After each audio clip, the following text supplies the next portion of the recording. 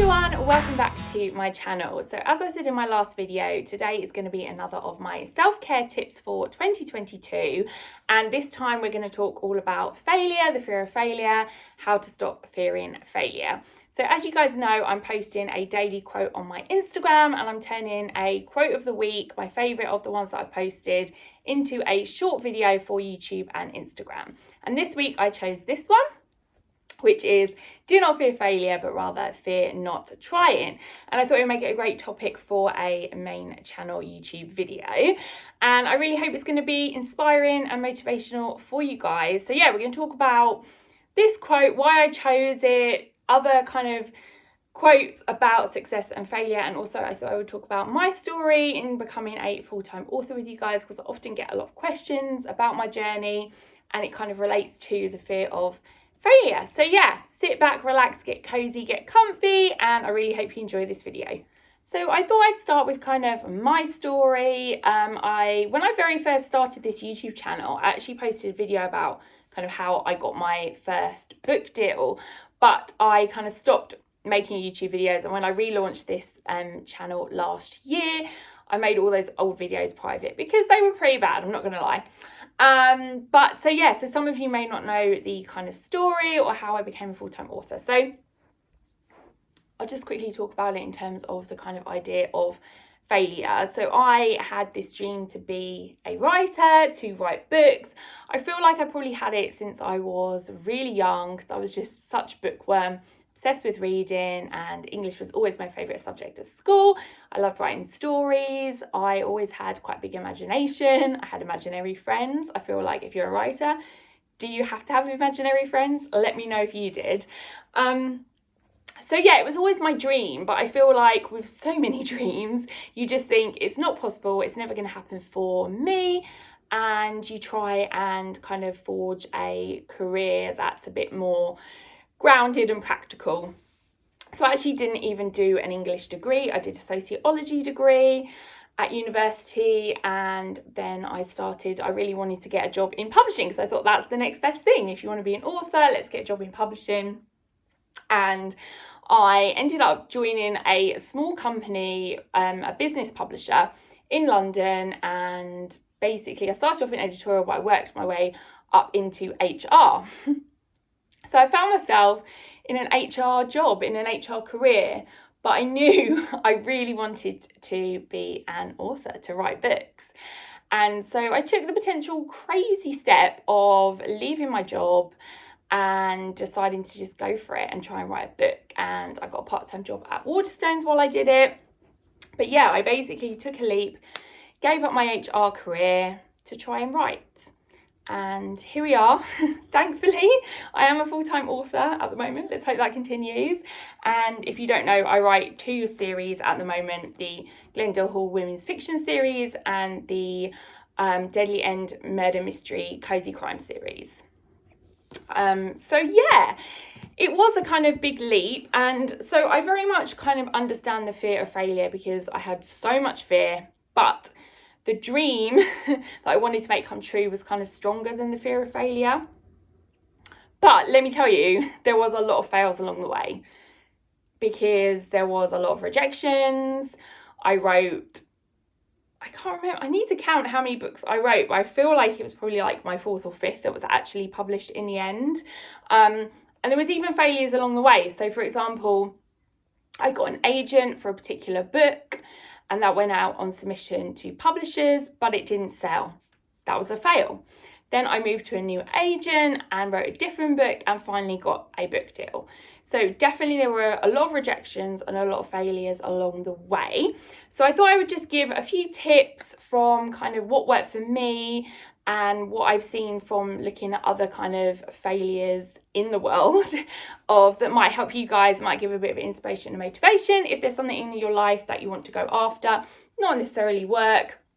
Could be in your personal life, a hobby, anything that you want to try but you've been a bit nervous of, you're worried it's not going to work out. And yeah, I hope that these tips might give you the confidence to try it, because definitely when I took that leap and decided to write a book, I really didn't know if I was actually going to succeed, if I was actually going to be published. I just knew I had this dream and that I'd always regret not trying and not going for it. And yeah, thankfully it came true. I mean, but there's still failures along the way. Even when I was published, I wrote books that didn't get published, or a negative review. Is that a fail? I don't know. And there's always things that you want to try in your career. So as I said, I started out writing women's fiction, but I really wanted to also write a murder mystery. So that was another leap that could have spectacularly failed. But when it's something that you really want and you really believe in, hopefully you can try and overcome that fear and give it a go. So let's look at some tips that might help along the way. I'm worried that I've waffled already because my throat is getting quite dry, so I'm going to try and make these tips as concise and quick as I can for you guys. So my first tip is to not think of it as failure. I think the word failure just has so many negative connotations, and push it to one side and don't think of it as a failure. Think of it as making mistakes, learning, growth, improving with something, getting practice. As I've said before a million times, if it's writing that you're interested in, I don't believe there's one published book on the shelves that was the first thing that writer ever wrote in their life.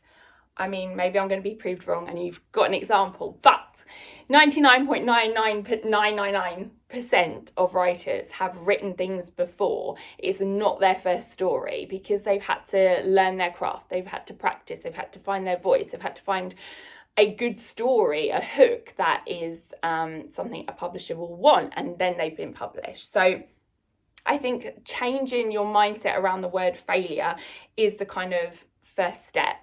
I also think the second tip would be to remember that every single successful person in the world has failed. So one of the other quotes that I posted last week was this quote from Michael Jordan. Now, I don't pretend to be very knowledgeable about sport, but I do know that Michael Jordan is very successful, and I know that he failed. So in high school, he was dropped from his basketball team, and look at what he went on to achieve. And he really believes that his failures have led to his success, and that he keeps failing and he keeps improving and he keeps trying, and that success comes from failure. So I think you can put a positive spin on failure. You can look at, there's so many examples. Like, as I said, I really don't believe there's one successful person that hasn't failed. Every inventor has had a machine blow up on the way to making a success.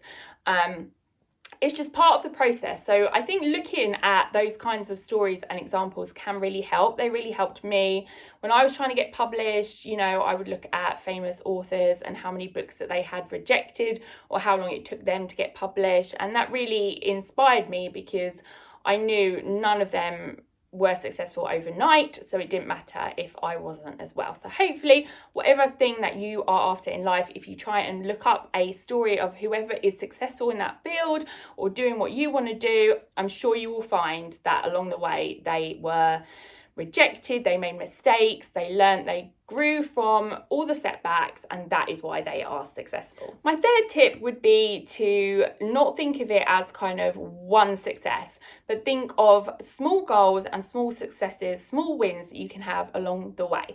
So again, it's easier for me to just use my career as an example. I wanted to be a published author, but I knew there was going to be so many steps to get there. So I set myself like the first goal. So the first goal would be write a book. Do you know what I mean? Research how to get published, research literary agents, submit to agents, get an agent.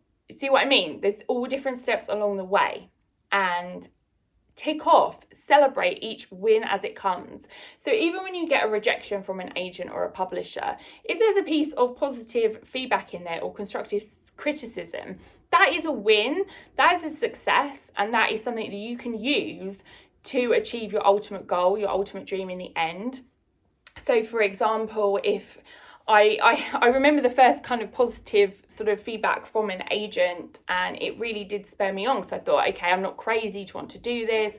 There are good things in my books. I just need to improve. I just need to get better. So use the small wins, the small steps along the way, to keep going, to keep inspiring you, and to keep you focused, because I think every success, it's one small step at a time. So yeah, don't look at it as failure or success. There's so many steps along the way, so many small wins and things that you can achieve. So set those small goals for yourself so that the big goal doesn't seem so scary. I think my next tip is, when you're on the process, when you're working towards whatever dream or goal you have, is to remember that dream, remember that goal, keep that in your mind, because there are going to be setbacks along the way and you are going to feel discouraged at times. I know, for example, I was talking about it earlier, I had an agent, we sent my book out on submission, and I then completely changed. So that was a YA book, and then I wrote a women's fiction book, and my agent at the time didn't represent that. So she was like, let's part ways. And I was like, oh my God, I've gone from having an agent and being kind of halfway towards my dream and then losing everything. But I knew that this story, I felt passionate about it. I felt like this story was in my heart. I believed in it. I thought that this was more my voice than the story I'd written before. And I really believed in it. And I thought, look, I can't give up now. I've come this far. I have got an agent, so surely I can get one again. And so I just went out and submitted this new book, and I got my agent, and it became my debut novel, The Second Love of My Life. So there you go.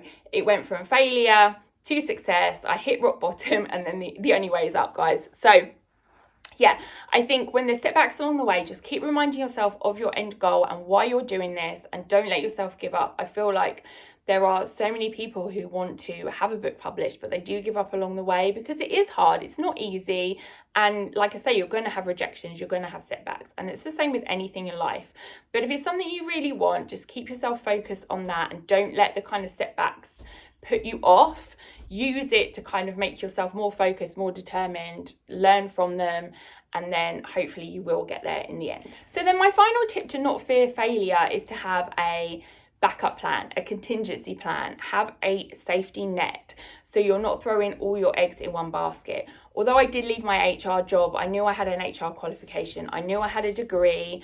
I thought, look, I'll give myself a year, I will work part-time, so I've still got some money coming in, and I will really focus myself. But if it doesn't work out, then I will go back to HR or try something else. I had that kind of safety net. I had a contingency plan in the back of my mind. I didn't want to do that backup plan. That was, I didn't want to go back to that. But I knew if I had to, I could. And so, yeah, to stop yourself getting really scared and really fearing the failure, I think if you've got a backup plan, a contingency, then that will really help you. It will give you the confidence to carry on trying for what you want to achieve, because you know you'll be okay, whatever the outcome. But don't let it, dissuade you from trying for the dream, if that makes sense. So hopefully those tips kind of have given you some idea how successful people have used failure, because I don't think no successful person has not experienced failure, but what they've done is not let the fear of failure or the failures along the way stop them going after their dream and stop them being successful in the end. So I really hope that helps you guys. If there is something in your life that you want to do, but you're feeling really nervous about it, you're full of self-doubt and you're just not confident, I feel like these kind of stories hopefully will give you that encouragement that other people have felt the same fear. They've had the failures, they've had the setbacks, but they've got there in the end. I hope it inspires you, hopefully, to hear my story, that I quit HR, I gave up my job, but here we go.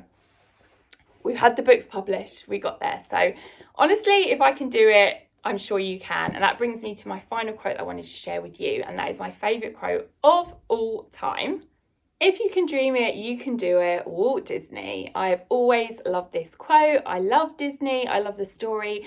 Again, he had lots of failures and setbacks along the way. A lot of people that just thought he was crazy with his vision, his imagination, and look at what he was able to create. So yeah, I actually included that quote in the acknowledgements of my debut novel, The Second Love of My Life, just because it really helped me along the way and it really inspired me. And so yeah, I thought I'd put it in that book because I got there. I did have a book published, and yeah, as I said, if you can dream it, you can do it. If I can do it, you can do it. Yeah, I really hope that's given you some inspiration and motivation if there is something that you are thinking of trying this year, but you've been a bit nervous to do so. Let me know in the comments, I guess. Is there something that you've been fearing? Do you fear failure? Do you use it to spur you forward? Have you had an experience of failure that's led to success? I'm sure we'd love to all read that in the comments, so let us know.